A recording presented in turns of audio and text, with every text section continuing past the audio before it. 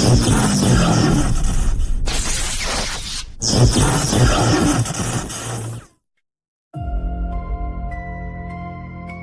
the shadows of the underground, where every riff tells a story, and every note leaves a scar.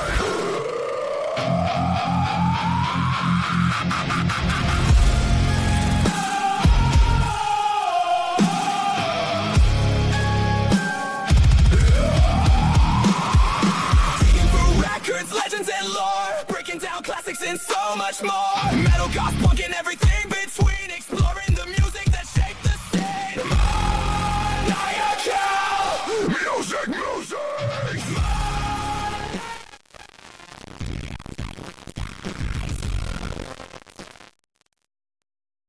Star Show. You're listening to Maniacal.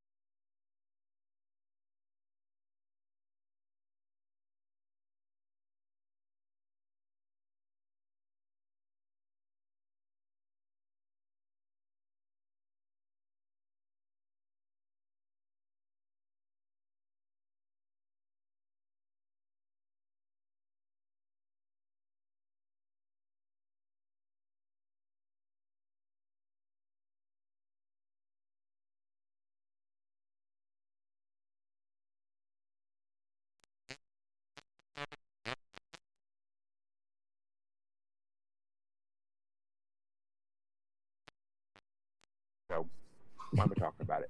But welcome, folks, to the show.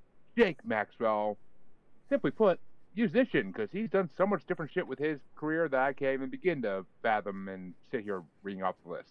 So welcome, Jake. I'll let you talk about that all in a minute, but welcome.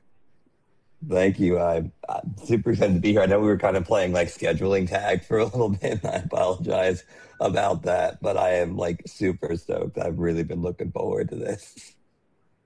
I'm glad to hear it. We've been looking forward to having you, that's for damn sure. So, tell us, what got you into a career in music, and what the fuck is Drunken Logic, because I am truly curious. So,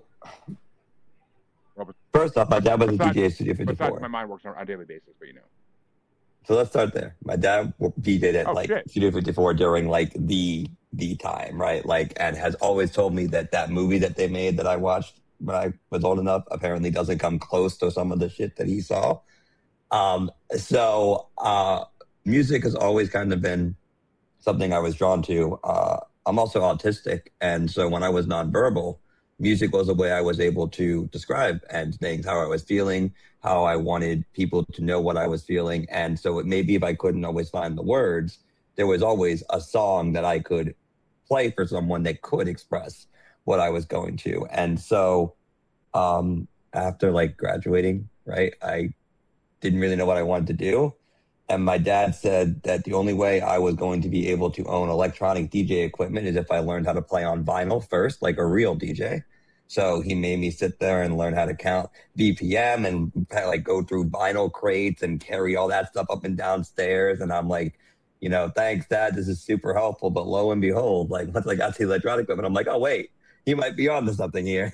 This guy might be onto something. And so, yeah, for me, music's a universal language, right? Everybody understands it, and that's what drew me to it, I guess. Oh shit! But I saw you in a project called Drunken Logic though. I didn't get a chance to look it up, so I'm dying to hear what that is. Yeah. So it's a side project. I haven't really had it like play out as much as I want, but so because I'm ADHD and autistic, I've told my friends I'm not allowed to have my computer at 3 a.m. because that's how you get remixes of things like the JG Wentworth commercial, for example. Fortunately, I made and turned out to be very good, and I don't know how to express the level of pure hatred for yourself, but also sheer insanity when you play that in a nightclub. People go wild to it, and you're just like, all right, this is, I guess, where we are. It's like a level of self, and so that is what we've started calling all those mixes and projects that we make on the side now. Is basically anything that you would have to be complete with that no sane person could come up with. That's where you land. In addition to that, we're starting a new band, so that's like our other thing.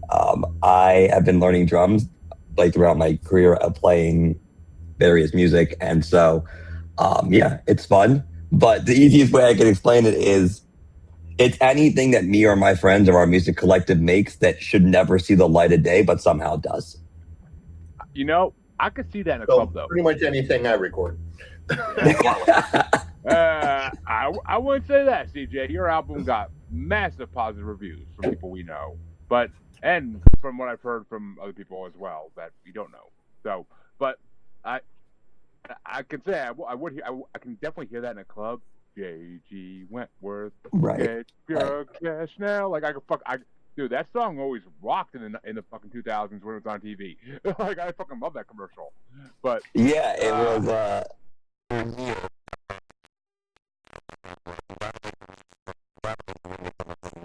No, and then again, like one night at 3 a.m., I made like just the first verse of it, and I'm like, fuck, it's good. I have to finish it.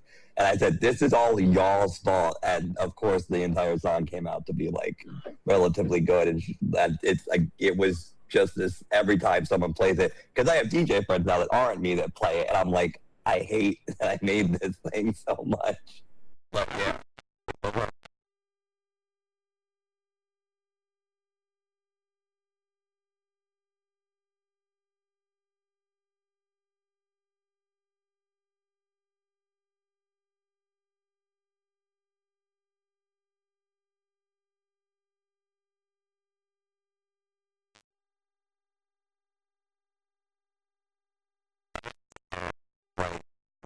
We'll get into the album I picked eventually here, but like for me, like it was a really tough choice between other things I wanted to pick. Like Sabaton resonates with me, right? Like very, very weirdly. Like a lot of people look at me and they see the LGBTQ kid and they think, why do you like any of this stuff? And I'm like, because music is not singularly anything, right? And so for me, I found myself going through all these albums like as a musician. I'm like, how the heck do I pick this one? But yes, I loved your intro music. It was phenomenal. CJ made that for us about a month or two ago, and it's fucking every time I see it, I get goosebumps. I fucking love it. But It's great. yes, we will get to the album you chose. What album did you want to bring tonight, and why did you want to bring this one? All right, so we talked a little bit about on the pre-interview here, but bear with me. So I ended up settling on the Black Parade album by My Chemical Romance, and We all go to hell. Mama, we all go to hell. I'm writing this letter and wishing you well. Mama, we all go to hell. Oh, well, now, Mama, we're all gonna die. Mama, we're all gonna die. Stop asking me questions I hate. so I want to say it came out like in 2006, right? So I was born in 93, so high school, middle school age for me. Obviously, a lot of people will tell you it's one of the most influential emo music like recordings of the time, but it has very significant resonance for me. I have a chronic illness, and this entire album is literally a concept album about someone who is dying from a chronic illness. So as someone who has been in the hospital fighting every day of their life, essentially, with a chronic illness that will eventually kill them, when the album came out, even before it was popular, I was already a fan of MCR. and I get emotional talking about it, so bear with me. I immediately was drawn to it because I saw myself in that album more than any other album I had ever heard up and into that point. And even to this day, right? Like they're touring right now, and I've seen them 3 times on this tour. And every time they play certain songs, I remember some of those nights when I was in the macabre to think about it that way. But, I'm also from the Jersey area, right? And so My Chemical Romance is from that area, and there were ties there, and 9/11 and all these things come together. So yeah, that album for me, if you say, what's an album that you can always go back to when you're like, this has significant meaning to me, that's why. It's because, yes, it's not their most, I guess, all-time, greatest album, although I would argue for me it is. And obviously some of the songs they're more known for actually came before that, I'm Not Okay. But for me, from open to close, concept album-wise, I see myself in that album as that character all the way through. Well, I'll go first this week, actually. I'll give CJ a break, and I'll go first this week. Usually I make him go first, but as soon as you gave this album, I was just like, oh, fuck. I'm like, these are one of the bands that used to make fun of people in high school listen to this shit. Because 2006 was my senior year of high school and college. Well, senior high school and college, I used to make fun of people that listened to My Chemical Romance. Yeah, for a confessional, I dated a girl who was obsessed with them, made me go to a concert. I fucking can't stand them.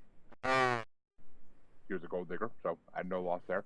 But Panic at the Disco, I hate all these fucking bands of this era. I hated them. Made fun of all the emo fucks. I'm like, you're wannabe goths. Get the fuck out of here. But because I was a self-proclaimed goth at that point, probably never even really was one, but whatever. We'll get to that when we get to my albums, because there's an album I wanted to bring, but somebody wouldn't let me. And but yeah, I mean, I never listened to My Chemical Romance. I don't think I ever have. But when you said Welcome to the Black Parade, I'm like, shit. I'm like, I heard Kevin Smith talk about this album in a podcast, because I think he used Welcome to the actual Welcome to the Black Parade song as the opener to one of his movies. I want to say Clerks 3. His daughter Clerks 3. Okay, I thought so. I haven't seen it yet. I slapped myself over the day for not seeing it yet. But I haven't seen that one yet. But I know what happens for the most part, but I haven't seen it yet. But what movie? Clerks 3. Oh, but dude. Nah, we're not going down that road. We're not going down that road. I know the storyline's fucked. I know the storyline's fucked.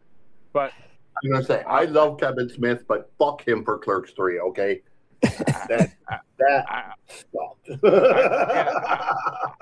I know the whole Dante death thing, it all being blah blah blah. We're not getting into it, but I heard he talked about this album when he was putting that movie out, because his daughter Harley Quinn got him into My Chemical Romance. She got him into a lot of shit, including being a vegan, which changed his personality.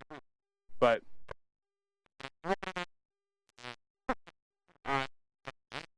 I was willing to give this album a chance 100% because of that. Because I'm like, all right, if Kevin Smith can get into something, why can't I?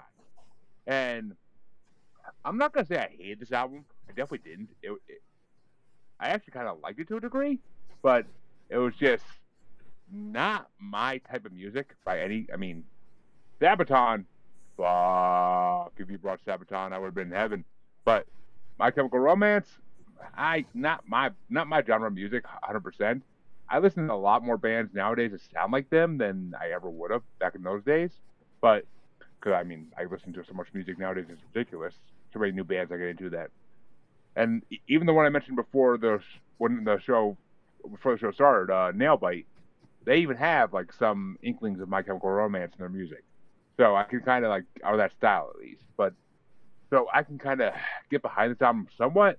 I, honestly, when we get to top fives, I had 4 songs I really got into, but I also think I didn't get to listen to any of the albums from tonight with headphones on like I usually do.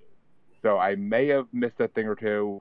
It was all in the car. Long story short, I've been working remote for the last 2 weeks because my wife had an accident, and I've been working remote for the last 2 weeks. So it was all in the car while I listened to this album. But I thought we were doing this last Tuesday. So, yeah, I mean, I enjoyed the album. I definitely enjoyed it to a degree. If I knew the fact that it was about a terminal illness, a concept album, like it might have stuck with me a little bit more. And it might have, I maybe should have re-listened to it today, but I have another ranking I'm working on for a show tomorrow. So, didn't have a chance for that. But I mean, I enjoyed it. I enjoyed the whole thing. It's not as horrible as 2006 me would have fucking thought. Because back then, I would have had to been tied to a chair to fucking have to listen to this album back then. That's just the way I was in 2006. But now I can respect what they do, and there are definitely some songs in there I fucking loved. So, I will say this. You changed my mind on some shit, dude. You changed my mind on some shit. And I mean, So a lot of people, though, Jeremy, didn't realize it was a concept album at the time, for the record. Like, it doesn't, if you just listen to it from start to finish, it does not necessarily play like a concept album if you are not listening to it in that way. And that's kind of what makes it unique, is the fact that I heard it immediately and was like, hang on a minute. And I actually bought it. I went back and re-listened to it because I'm like, this is a concept album. And all my friends told me I was nuts. And I'm like, no, this is a concept album. So yeah, I will say this. The opening keys of Black Parade are what made emo music today into the mainstream genre that it is. Yeah. If you play that opening piano riff, everybody recognizes it. Oh, 100%. My brother was huge into this music when I was in high school, so I'd hear a lot of this shit. And what the hell was that band? He was a biggest fan of Taking Back Sunday. I can't fucking stand that. I can't stand that band. I can't. But he was the biggest fan. Him and my cousin were the biggest fans of Taking Back Sunday. And I'm like, I can't stand this fucking emo, excuse my language, but gay ass shit. I can't stand it. Like that's what in 2006. That's what I would have called it. A lot worse names than that, probably. I wouldn't say in the show. But it's just in my time, it's just not music you listen to. But TJ, what do you think of this album? So I kind of became a fan of this band by accident. The same friend who got me into Blue October. Huge fan of this band. And I had heard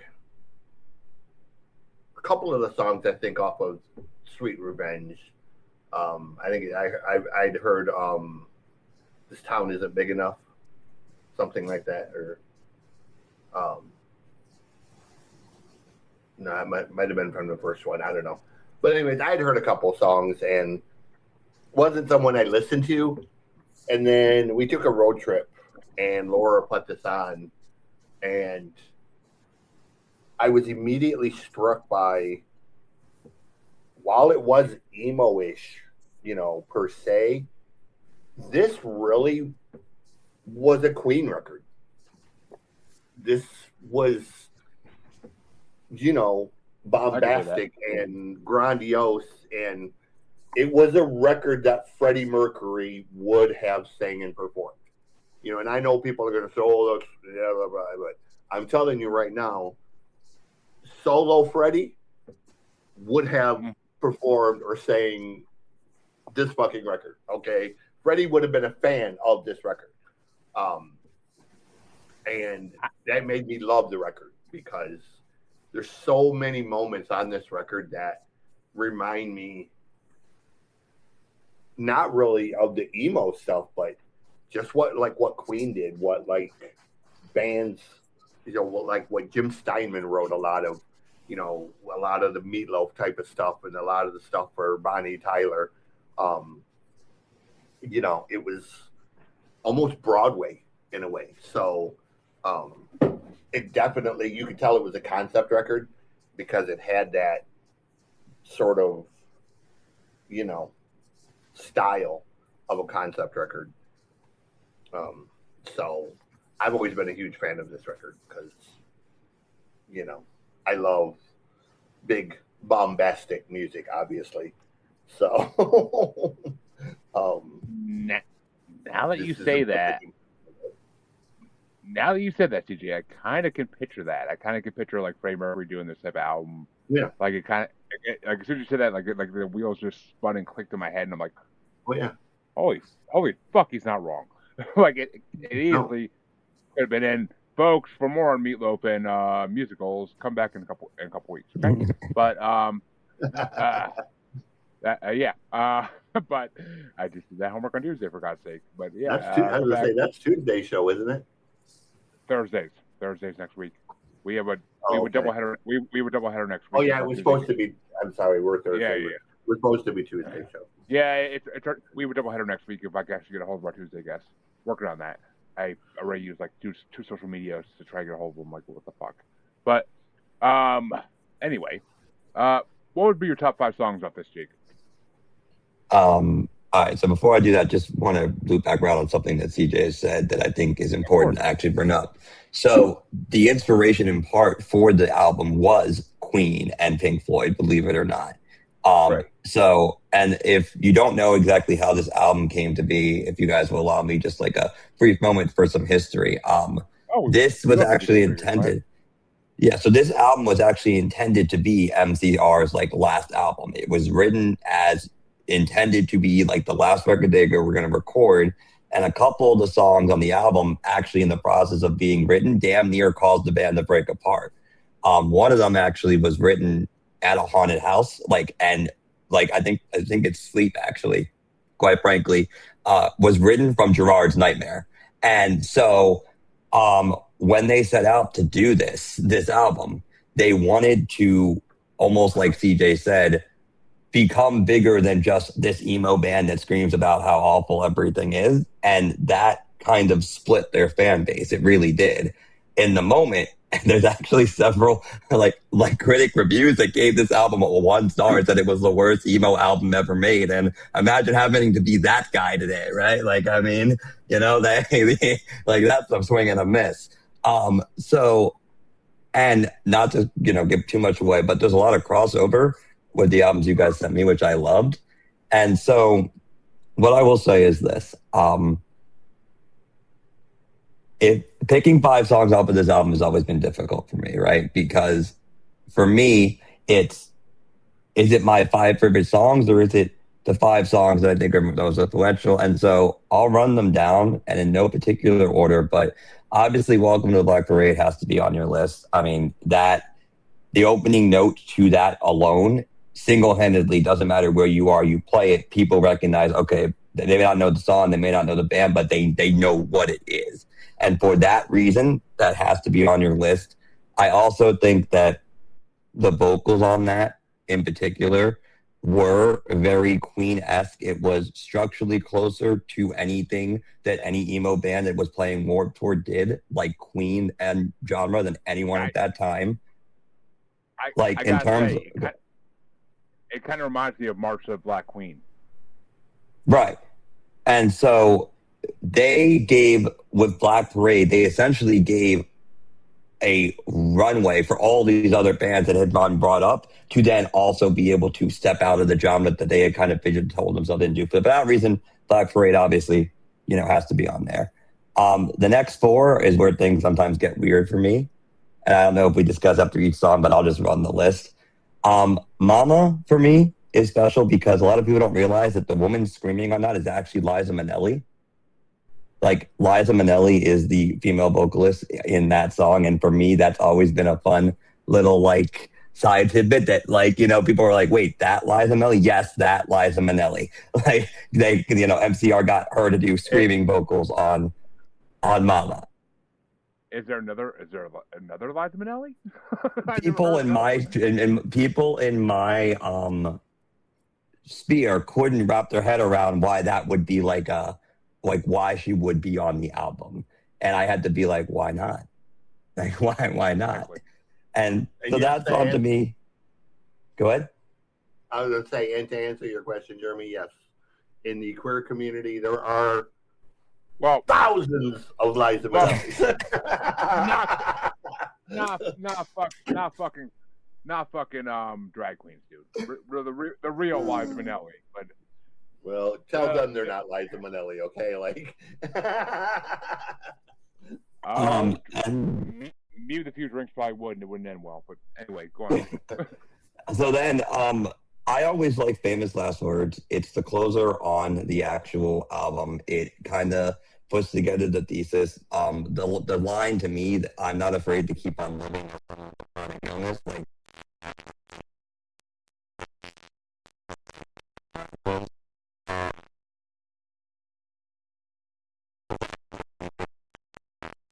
I also like, but we won't go into that. And so, I think that.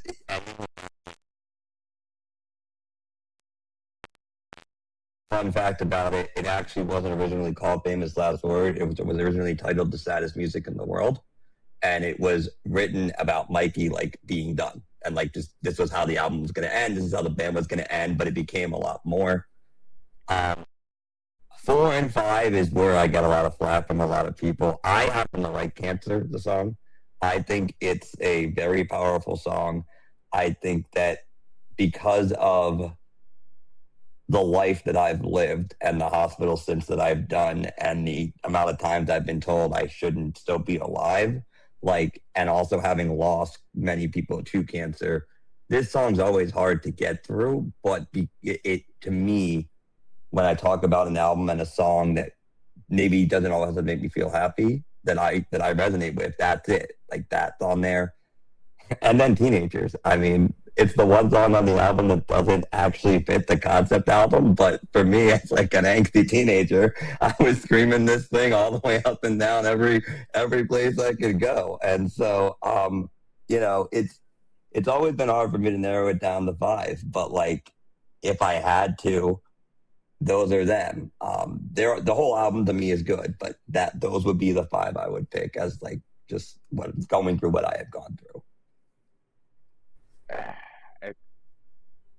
That's the hardest thing ever to have the person pick 5 songs off the album they love to really, like, signify it. But like I said, I had 4 for this album that I really got into. If I listen to it again,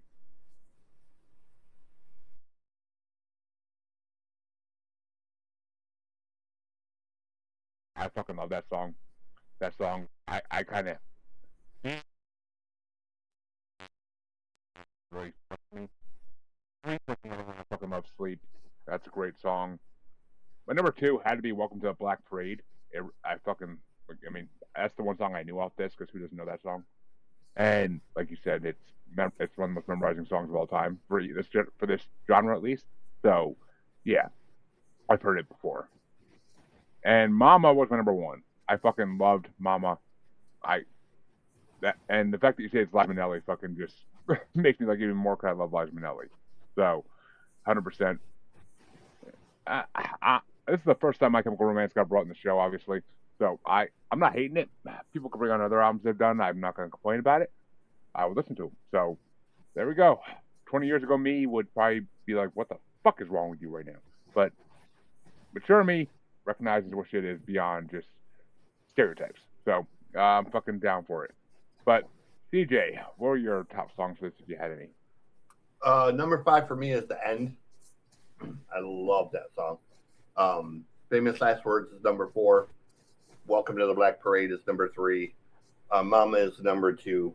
But like Jake said, if you listen to this record and Teenagers is not your favorite song, what the fuck is wrong with you? Because, dude, that song is just, you have to take it for what it is. Yeah, like, the way he sings it. Teenager scared of the living shit out of me. It's so propulsive, man. Like, it's just, it's one of those songs, and when you hear it, you got to crank that fucker up if you're in the car. I was never an angsty teenager, even when I was a teenager. So, teenagers never scared me. They were always just punks, which I get. So I don't know. To me, that it didn't sync with me. It really just didn't sync with me. I can't explain it. But so you kind of got to look at the placement. like I think that if Teenagers had been placed differently in the album, by the way, it would not have gone over as well. But putting it right between Sleep and Disenchanted for the record, and it being the one song that does not actually play to the concept story at all, it is a needed, very much so needed musically composition wise reprieve. And they are aware of it because they are just out here glam stomping away about how awful like teenagers scare them and they bug them and they're always coming up and asking for pictures. And then you're right back into Disenchanted, right back into the story. And for that reason, you kind of have to take it for what it is, which is it's a catchy song, you know? Don't get me wrong. It wasn't a bad song. It just, like I said, if I listened to this, I was also typing all this while I'm driving. I was going to my place of work that day to get equipment to work remote for 2 weeks, and I had my son and my daughter in my car. So I was listening to this song, this album, while that. My daughter was sleeping in the car seat, so I'm like, I can't blast it at all. So I'm like, gosh, yeah. So, I mean, I honestly should have listened to this over during the last week, but I just didn't have the time. Work been crazy, and the quarter and all that shit. But, folks, I guess it's time to get into the album I wanted to bring this week. See, you brought out in 2006. I'm like, oh, fuck. The end of my senior year of high school, beginning of my first year of college. I'm like, that was a huge year for me musically. It really was. I was changing my musical taste. Basically, 2005, 2006, I changed my musical taste 150%. Went from listening to fucking pop rap and boy band shit to listening to, like, I had a friend when I was in 11th grade that gave me 2 albums. He gave me Cradle of Filth, Lovecraft and Witch Hearts, a 2-disc set, which is they're both great hits albums, but it was the greatest hits of Cradle of Filth up to that point. And he gave me King Edward the Great by Iron Maiden. And I burned both of them to my computer at that point because that's what we did back then. And I fell in love with both these bands immensely. They became 2 of my favorite bands of all time. And so when you brought 2006, I was like, shit. I'm looking through the list of albums that came out that year. And I'm like, God damn, I got choices. And which I'm not sure that doesn't always happen for the year that you bring the album. But I immediately was going to bring Godsmack 4 because that was also a huge album for me in 2006. I fucking fell in love with Godsmack off that album. But I'm like, yeah, no. I'm like, I'm not feeling that for this show. I'm really not, especially with other choices. I wanted to bring Cradle of Filth Pornography because in my beginning of college, that was a fucking huge album for me. That was my first full Cradle of Filth album that came out after I got into them. So I was hugely into that album. But somebody doesn't like Danny Filth, I'll say. Hey, one of my very good Filth. friends He doesn't like Danny Filth personally. Yeah, a lot of music artists are assholes, dude. You can't respect the art, not the artist. But as I always say in the show, and people have actually commented me on saying that in this show, but respect the art, not the fucking artist, because artists are assholes a lot of times because of what the art does to them. But I wanted to bring Pornography, couldn't do. CJ was like, "Really? You're gonna bring that?" I'm like, "No, okay, I got other options." And I came across this album last, actually, and I was like, "Fuck." I'm like, "All right." I actually was supposed to bring this on the show like a year or 2 ago. The episode never happened, so we never got to talk about it. Like, you know what? Fuck it. Let's go with the first Iron Maiden album that came out after I got into them, and it became, and I get a lot of shit for this from people who are metal fans. It's one of my top 3 Iron Maiden albums of all time. It really is. I decided to bring Iron Maiden's A Matter of Life and Death.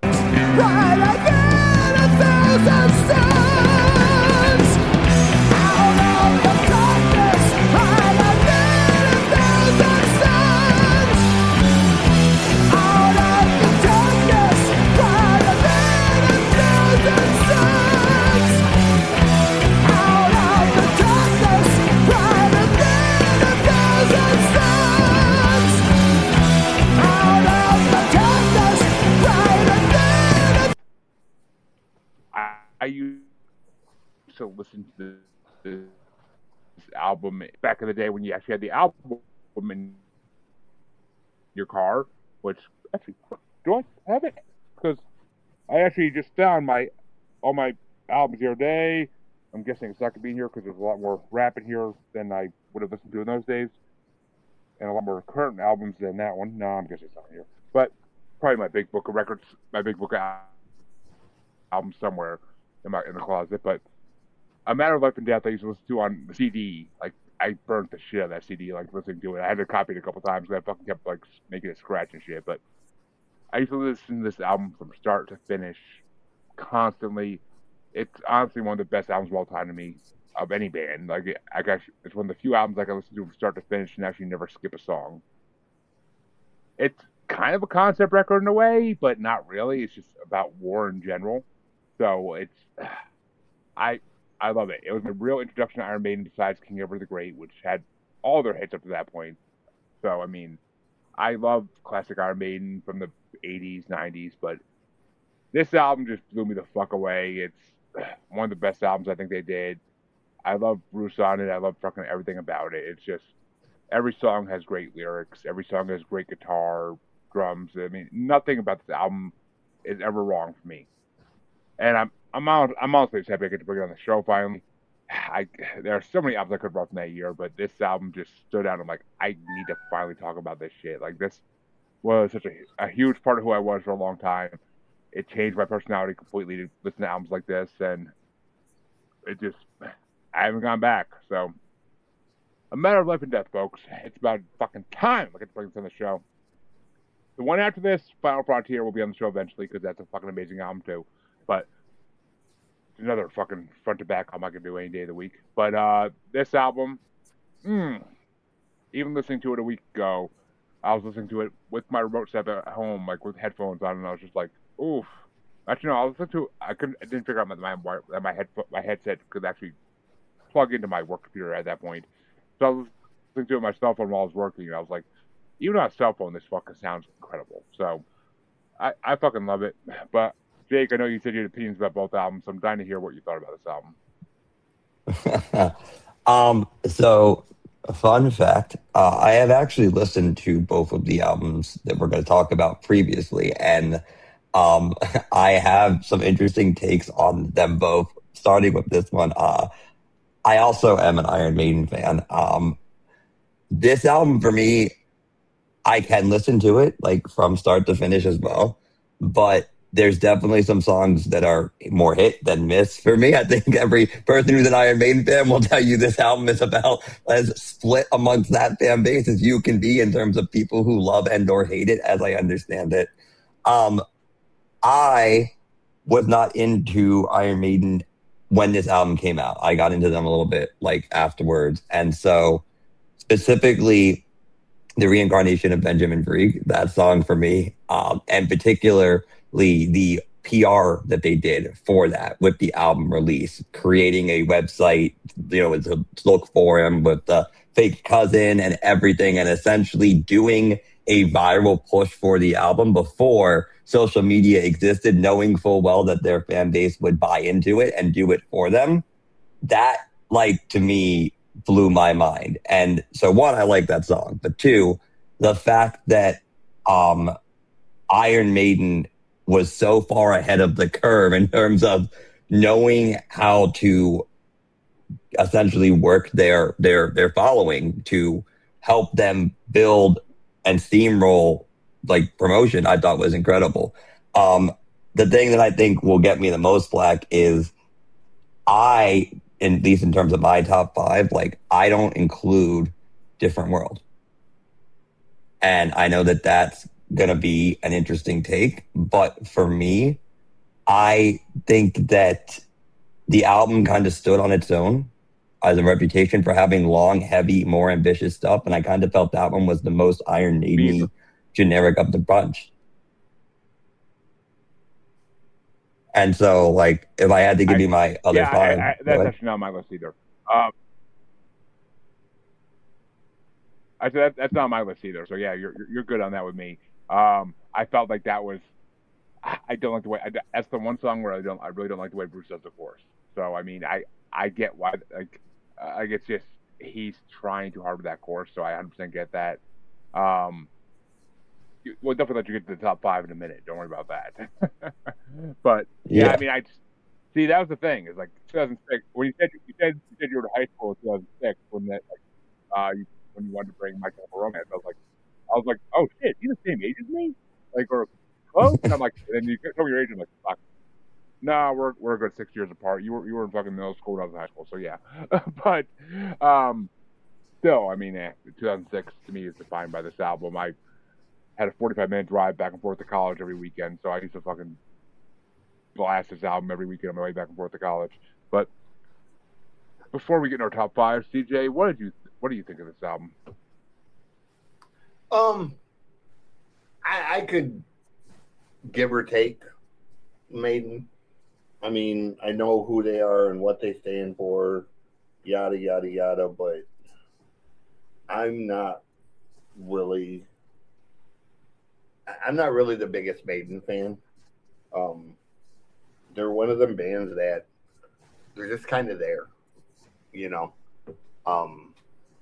Some songs I can appreciate more than others, but to say, have I ever actually sat and listened to an entire Iron Maiden record? This one, because it's literally the first time I've ever sat and actually listened to an Iron Maiden record. They're just one of them bands that I'm not blown away by. You know, I don't get the hype of them. Motorhead is another band that I respect Lemmy for who Lemmy was, but Fucking hate.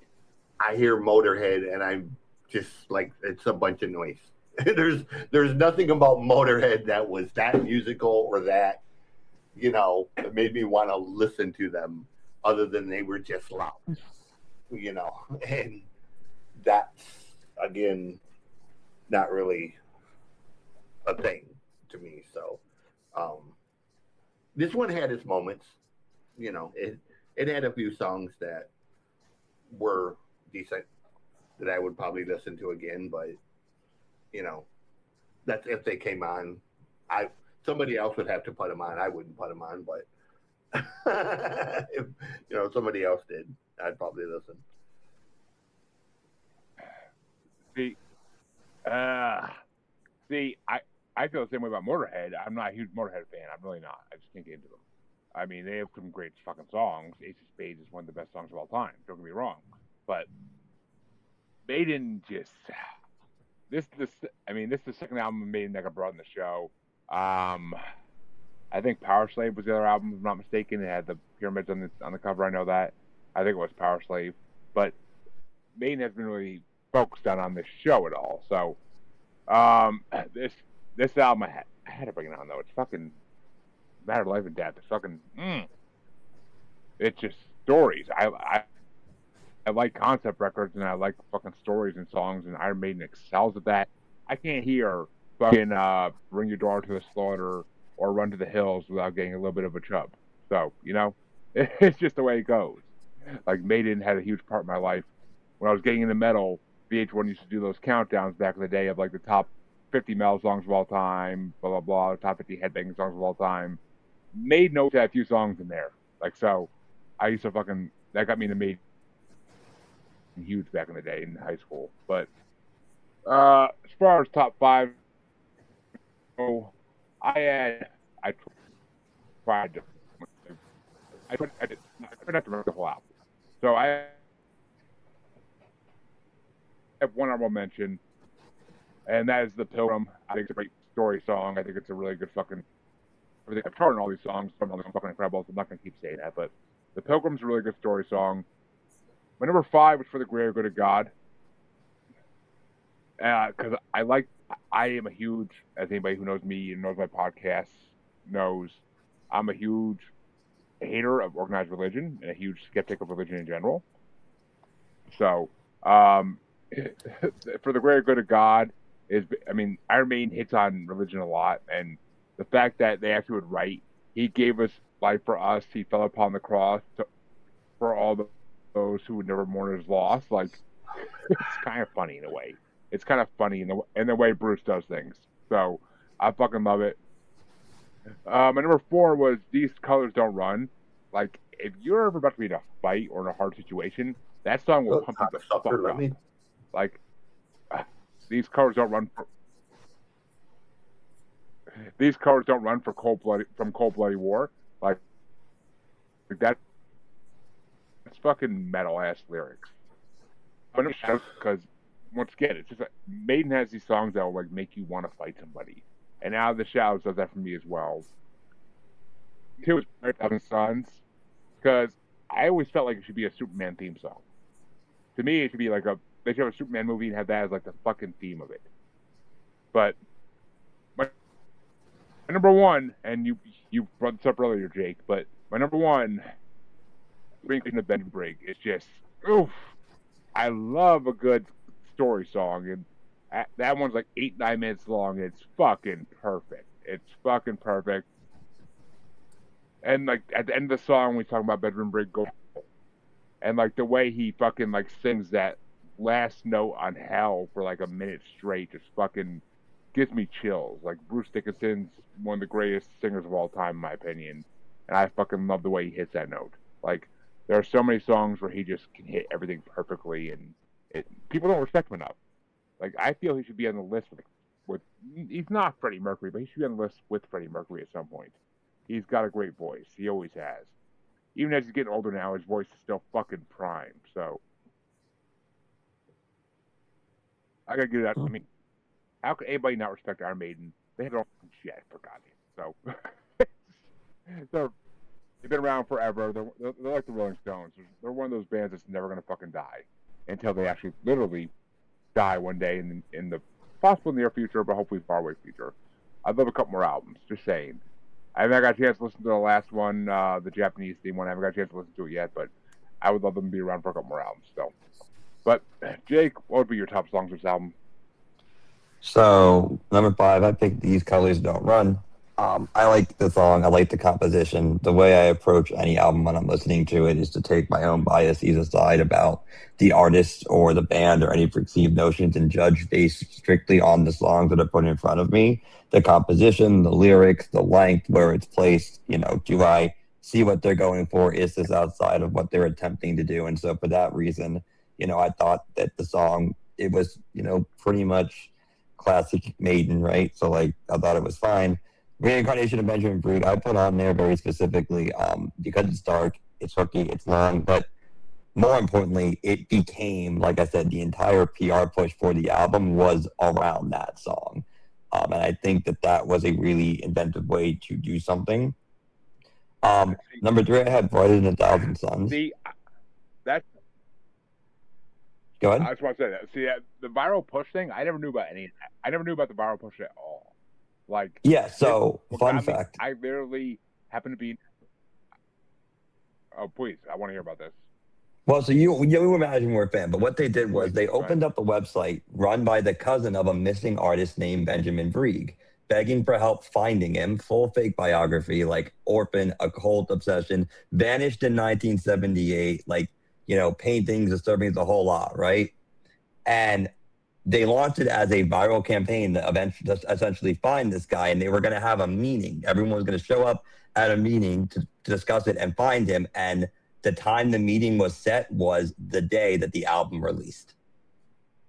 And the person who, the one surviving painting that actually made it through the website, if you know who Iron Maiden's mascot is, Eddie, that's who they picked for the painting. So in their own kind of a way, they trolled their fan base essentially into like promoting the album for them, which I thought was an interesting way to do it. But more, number 3, I'll make it quicker than that, which is Brighter Than a Thousand Suns. I think is a very interesting song. I like that it's a nod to Oppenheimer. I like that it's a nod to basically humanity learning how to take themselves off the face of the earth. I like that, they found a way to do that. The song itself, like this entire album, long songs for me can sometimes be exactly that, right? Like really, really, really long songs. And so, number 2, The Longest Day, I just liked it. Like it's a war song on a war album, right? And I'm a Sabaton fan, so that should be self-explanatory. For the greater good of God. I thought that kind of basically took the entire thesis of the album in one song. That was it. Yeah. I mean, actually, compared to an album I said listen to on Tuesday for the show we were supposed to do. The whole album I listened to on Tuesday for the show we were supposed to do. The guest is bringing. That song is even more ironic now than ever. But yeah. I mean, Longest Day. I would put that on my list, but I was trying to keep it short. But Longest Day is an amazing fucking song. I mean, Iron Maiden's Iron Maiden. What are you gonna do? Their songs are always fucking incredible. But yeah, I just happened to come across FY. I was in FYE one day and I just saw this album on like the new releases like rack. So I grabbed it. I was like, Iron Maiden put out a new album? What? Like I thought they were done when I got the greatest hits. I thought they were done already recording and new shit. So I was fucking that psyched little 18-year-old fucking grabbed that shit. But DJ, do you have any top songs on this album? So I have almost the exact list that Jake had. Number 4 is Longest Day, then Brighter Than 1,000 Suns, Benjamin Brigg, and my top is For the Greater Good. So.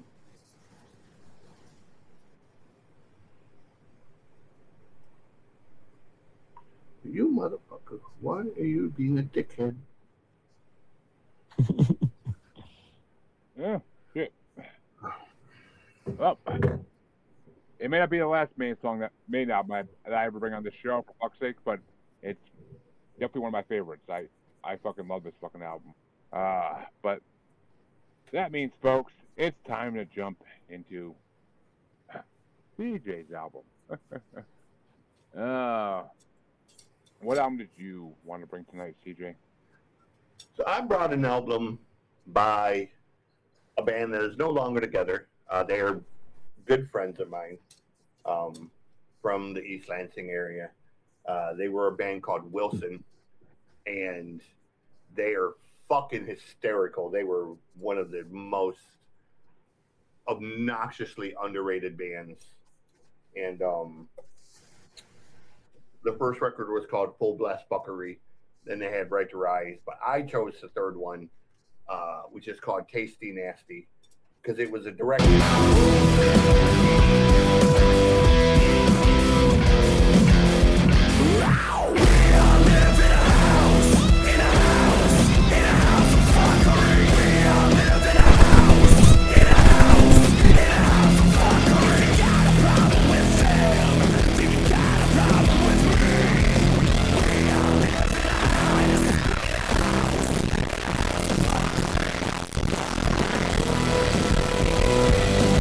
Shift for them. It was the last one they did before they broke up, and it has a song on it that we all sat around one night getting drunk, and jokingly, when I told the singer Chad that I was starting a studio, he said every studio has to have a name, and I was like, I don't have a name for my studio. So he showed up at my house 4 days later with this wonderful plaque for my studio called The House of Fuckery. So I get to think about these guys pretty much every day when I look at my wall and see my very cool Wilson mirror on it. But it's a band called Wilson. The record is called Tasty Nasty, and it's a killer record. Well, before I give my review of it, Jake, what do you think? So I have a lot of friends who go to Michigan State. I have had many parties at Michigan State. Go green, go white. The Spartans just gave my hockey team the greatest player of all time in Florida Martone. So we have a lot of love for East Lansing right now here in the Philadelphia area. I do know who this band is. I listened to them a lot as well. And when I saw that this was on there, I was like, oh, this is going to be fun. So when CJ just pulled out the House of Fuckery, I was like, oh, okay, well, that's great. The album for me, so they knew this was going to be their last album, as I understand it, and they wrote it in such a way to do it in and I can only describe it, and they wrote it in the way that only they could, to say goodbye in such a way that only they could, knowing full damn well that this was how they wanted to do it. like ending very specifically with everyone gets around on me is so very aware of the situation that you just have to understand like them as a band to grasp just how inside the joke like this was, because they had to sit down and like think about that and decide, you know, yeah, let's cheers to the good times, this is great. And so the album for me, like it's a mashup of things, right? It's kind of exactly everything Wilson was during their entire career, which is everything and nothing all at once, and it's perfect for them. Like it really was. For me, I could throw this album on while I'm working out. I can throw this album on while I'm playing esports. I can throw this album on, and yeah, I might skip a song here and there, but like, you know, Act My Age is very much shades of What's My Age Again from Blink-182. Like, they knew what they wanted to accomplish in this album, and they did it in 37 minutes. That is not an easy task. So, like, I loved it. Always have. Sorry, I have to hang my bear back up. See, I went into this, and I never heard of fucking Wilson. I was on thinking Nelson for a hot second, but I went into this and I'm like the neighbor from Home Improvement had a band. I'm like that would make sense for that. I'm like, this is why he never wanted to show his face.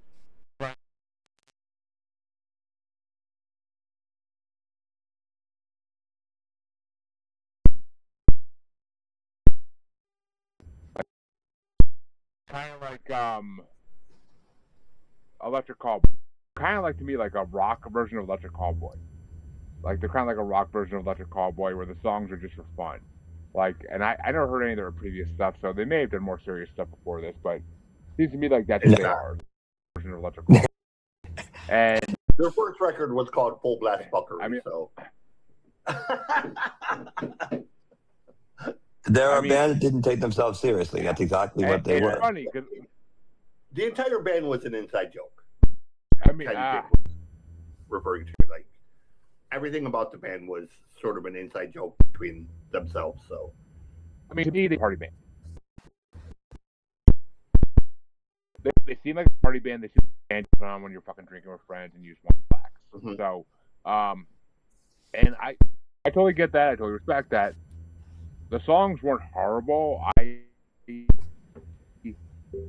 managed to get a 5.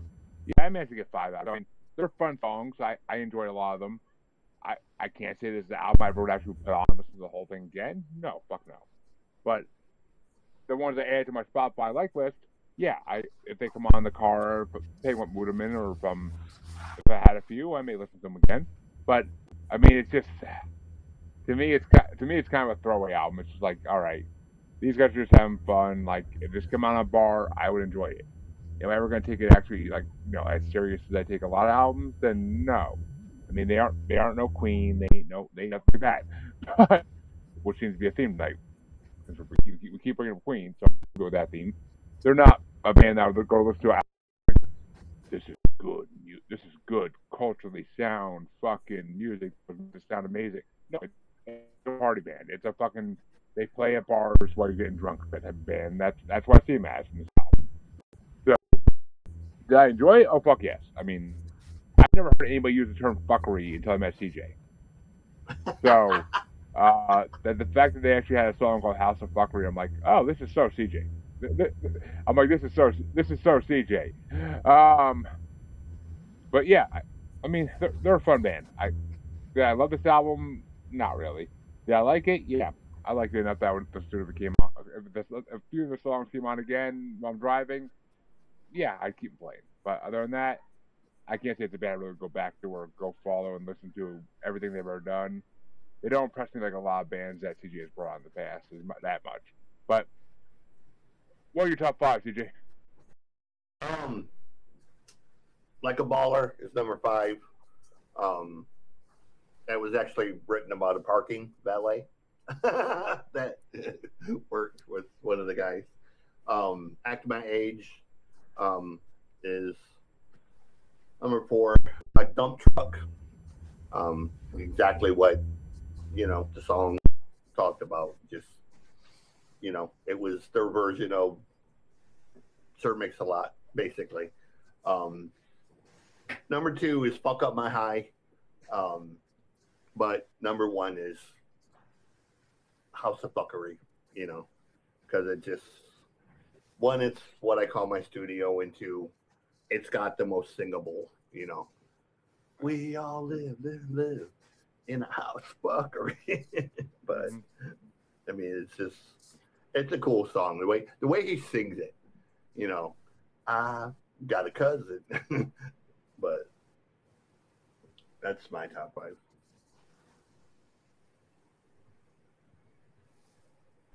And Jake, what are your top songs of this? All right, so this is going to be interesting for me, and again, very interesting take. But I actually left Like a Baller off of my top 5, and here's the reason why.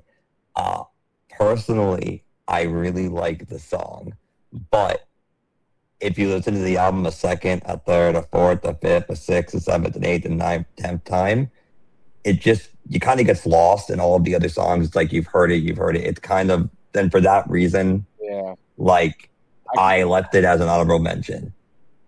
But 5 through 1, and 1 and 2 are going to probably make people have some feelings, but I liked Everyone Gets Around on Me at number 5. I think that you have to understand Wilson as a band. Like, people will tell them they're a party band or they're a drinking band or they're this, but the reality is that it was an inside joke and their fans were in on it. Like, that's the thing. Like, when they announced this album as, we're doing a hip hop influenced new direction, and everyone said, oh my God, this is going to be a train wreck.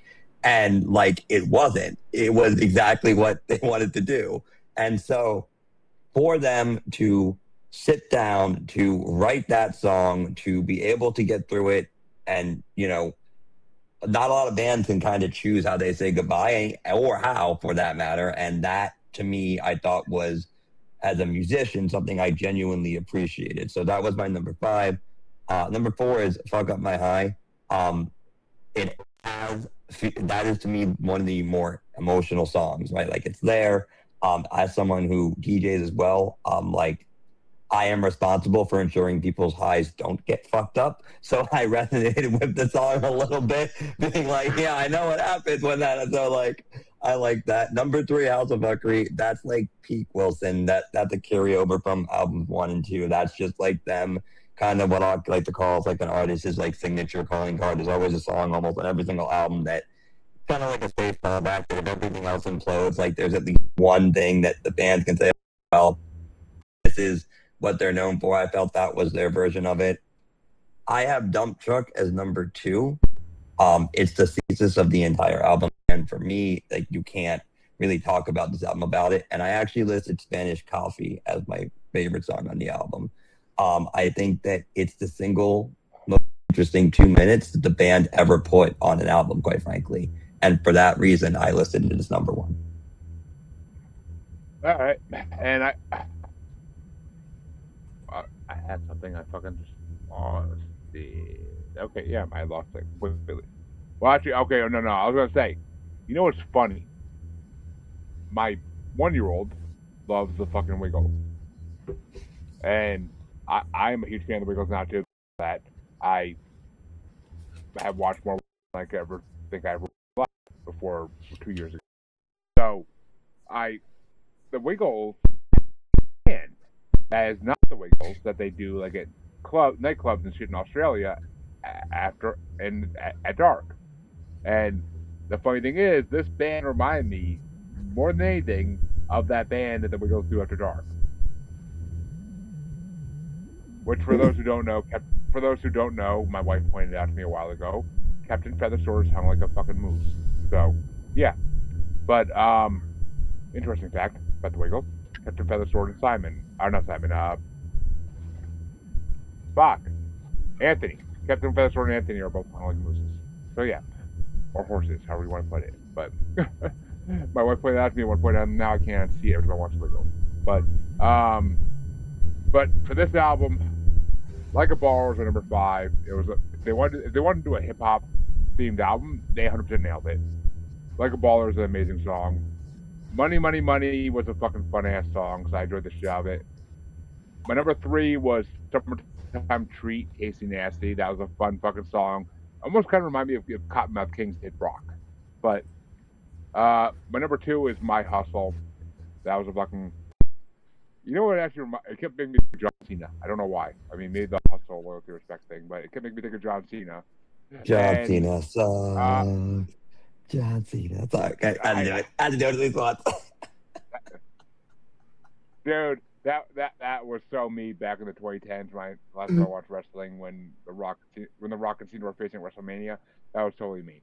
But my number 1 for this album has to be, and I 100% thought CJ when I heard this. My number 1 is House of Fuckery. Because it made me think of CJ immediately. I'm like, that's where he got fuckery from? I never heard that word till I fucking met him. So that's where he got it from. So that in the first record was full blast fuckery. So. But yeah. So one thing I did want to point out, Jeremy, if it's okay, that I thought, of course. like, it dawned on me as I was listening to all of these albums, is that there was, as weird as these albums may seem on the surface from each other, a connecting through line of all 3 of them, which is these are 3 albums about how to face the end. MCR, is telling you about someone who is dying, essentially, and how they are terminally ill and how they're going about facing the end. Maiden's album is all about the systems that kill people. And Wilson's album is just a party that's just going to go until everybody drops. And so there is a connecting through line of 3 different ways to stare down the end. And I thought that was a really interesting way to connect 3 albums that normally you would never say have any type of connection, but there is that kind of through line. And the fact that 2 of them came out in 2006. The part actually, right there, just amazing. And you gave a theme, yeah, and yeah, cause I think Maiden came out in like October, November. I'm sure My Chemical Romance did the same thing. Huge, really. That's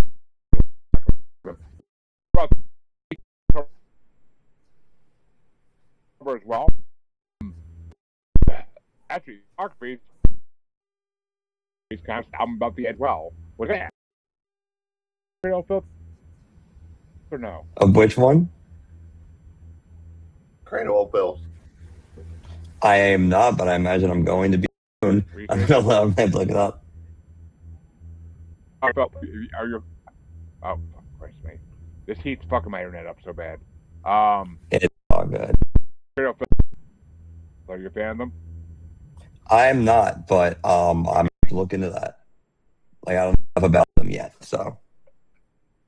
No.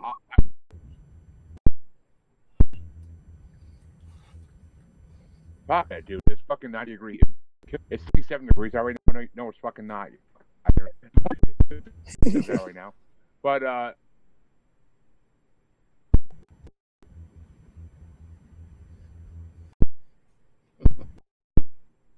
he normally never has. Jake, I didn't hear.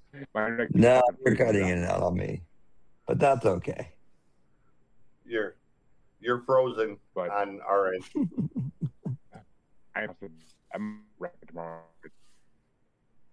No. I said,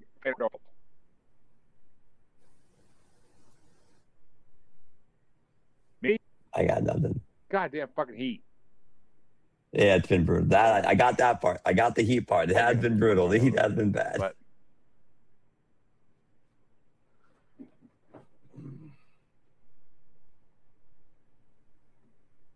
it's fucking with my internet. Like, it's making my Wi-Fi go out here for it. But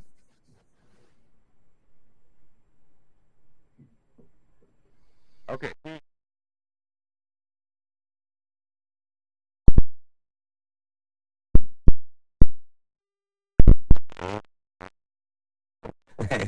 Like the Pearl Jam concert, from what I understand. I think we got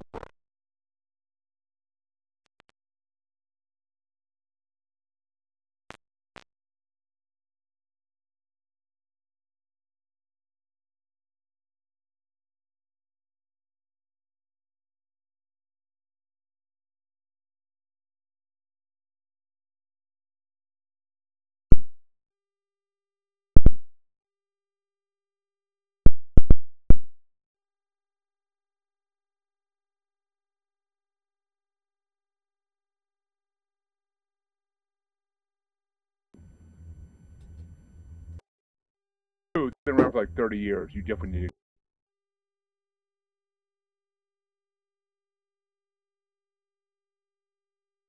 But Yeah, I I wasn't angsty. 100%. It would have. You would have loved them as a teenager. I'm pretty damn sure. But I did, and I still love them to this day. But when I was a teenager.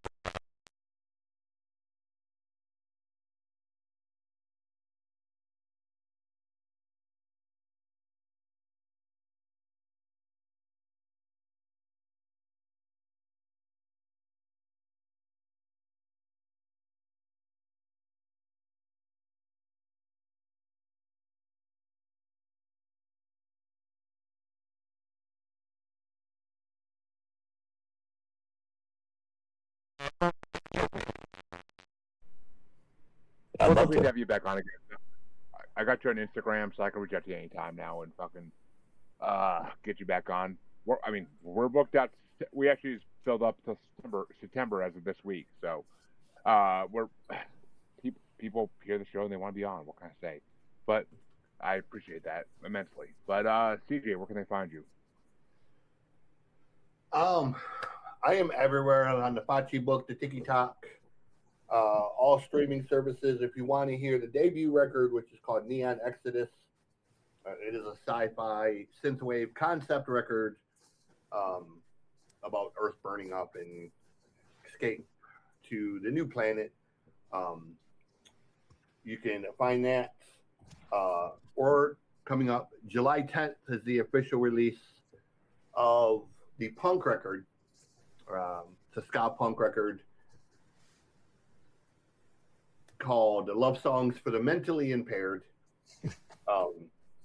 It is me pissing in your Wheaties, pissing up your leg, down your back, and pretty much on anything in your house.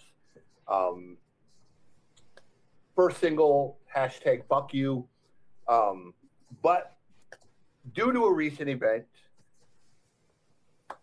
there will be a simultaneous second single.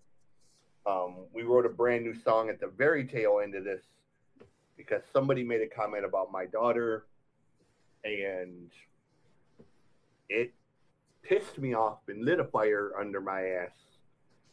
And the second single is Rainbows and Middle Fingers.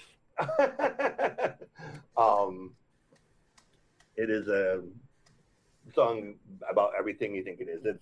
It's a father's response and defense of someone calling his lesbian daughter broken. Yeah, well, first off, fuck that person. I hope that they have a horrible time. Yeah, so it pissed me off because truthfully, I would rather you just use the F word or something than to refer to my 5'2" former Marine daughter as broken. It just. But anyways, both singles will come out along with the record. I would love everyone's support on the second one because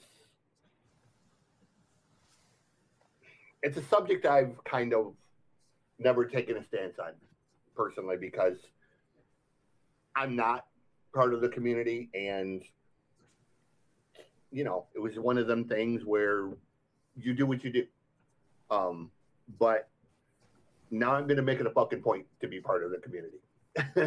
So this song is for every child who has ever come out and never had the support they deserved, for every parent who hasn't accepted their child, it's a fuck you to you. And for every parent who has accepted their child, this is from your viewpoint of saying, as long as I'm alive, you will always be enough. CJ, do you have the stems? Because I'll make a Exactly. remix of it if you have the stems. I'll make a remix of the song. I have everything. We'll connect afterwards. I'll remix the song for you.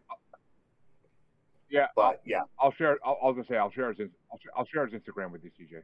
Yeah, and there's a video. If you go on YouTube, look up Music God CJ playing. I did sort of a very poorly done visualizer video.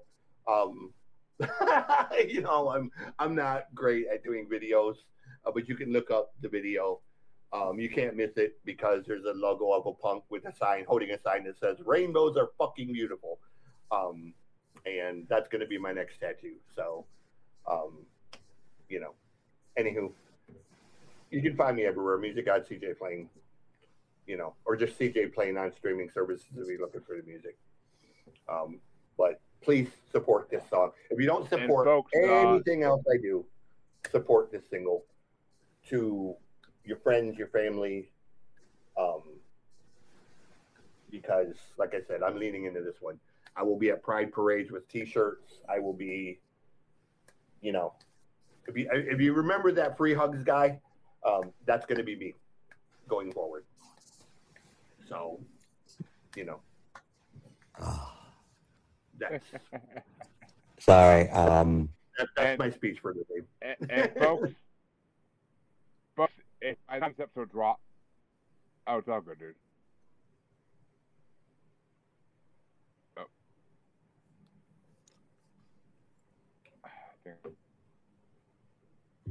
I think I'm free. I think we lost him again. Oh, you have it now.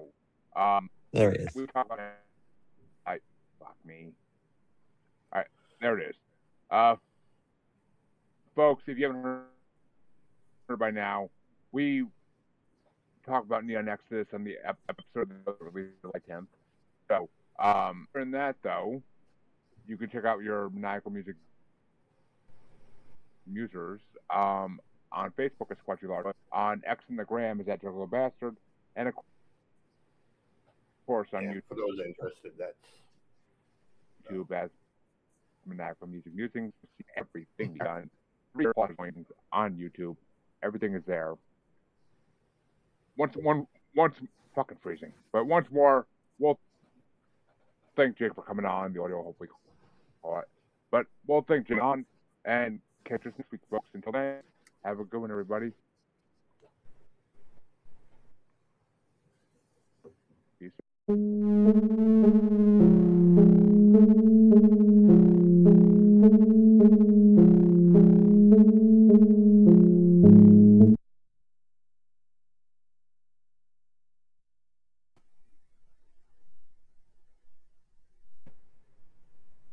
there you go. Cool. I presume we are off the air at this point. Yes.